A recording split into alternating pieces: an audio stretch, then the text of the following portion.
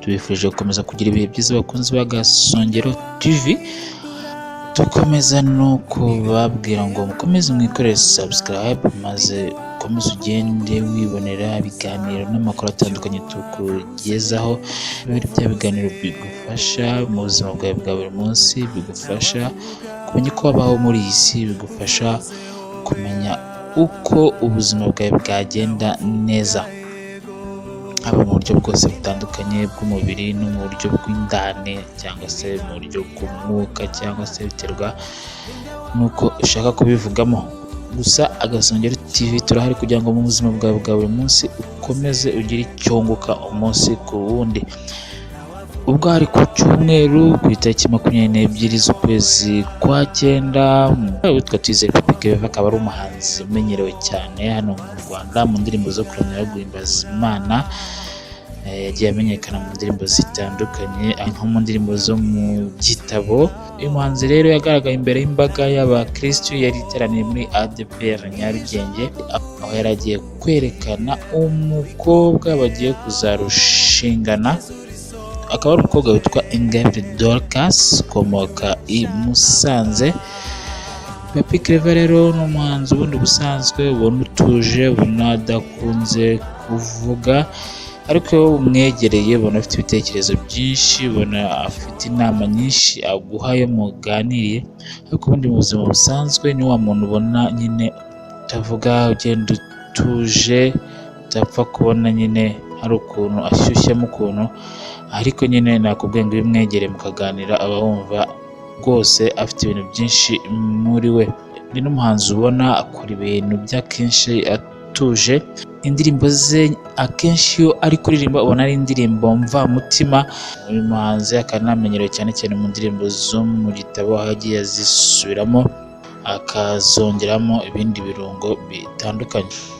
Papi Claver rero akaba ari mu myiteguro y'ubukwe nyine, aho agiye kurushingana n'uwitwa Ingabire Dorcas. Ubundi akenshi mu itorero rya ADPR iyo werekanye uwo mugiye kurushingana, akenshi baguha ko mutagomba kurenza amezi 3 byibuze mutararushingana, cyangwa se utarakora ubukwe, cyangwa se utararongora nk'uko benshi bakunda kubivuga.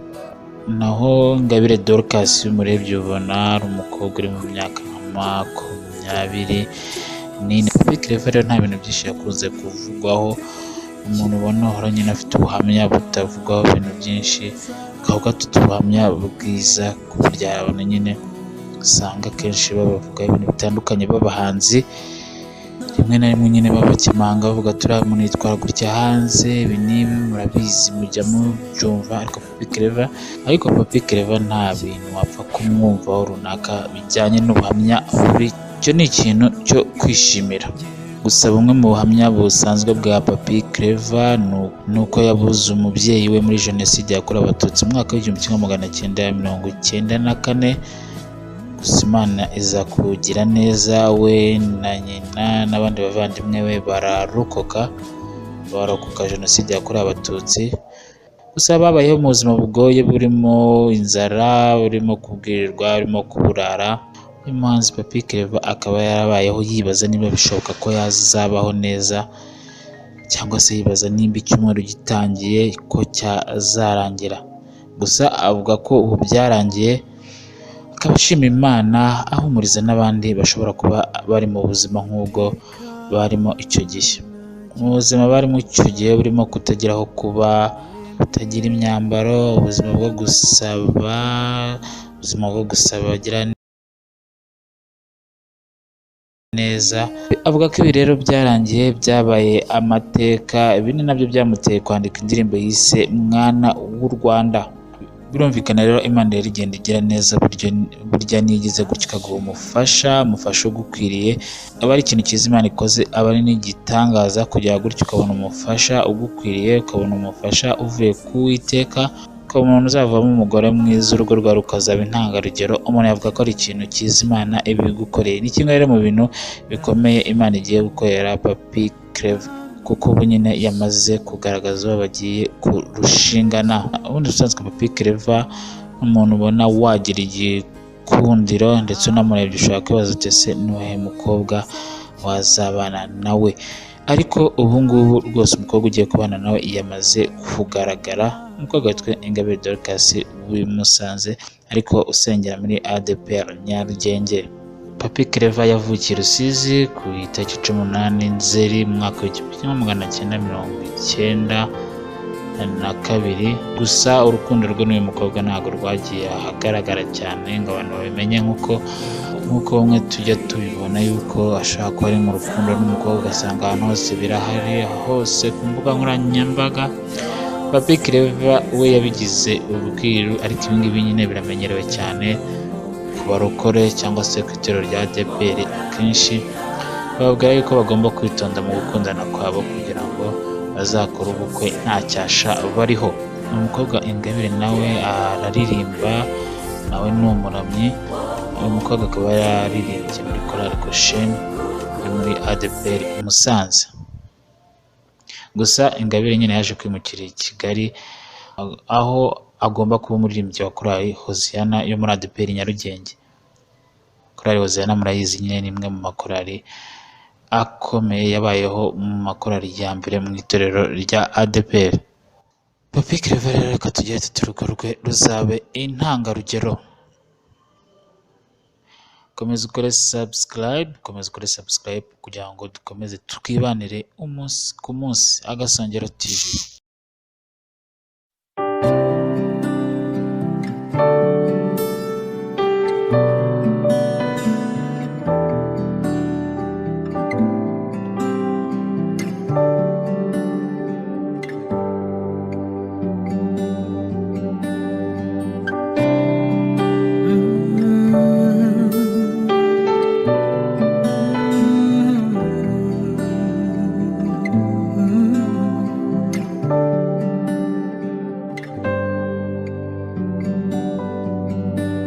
Nakubonye mu buryohe, iyo ndi muri wowe banuzuye, wujuje amashimwe umutima wanjye,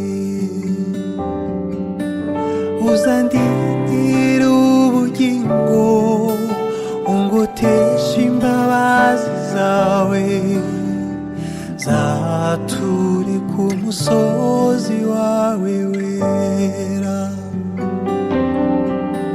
Nakubonye mu buryohe, iyo ndi muri wowe banuzuye, wujuje amashimwe umutima wanjye,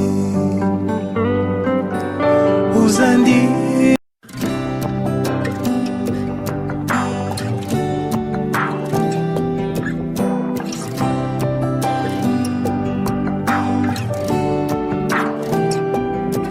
ninde wahindura imigambi yawe Mana, ninde wavuguruza icyo wavuze, uvuze go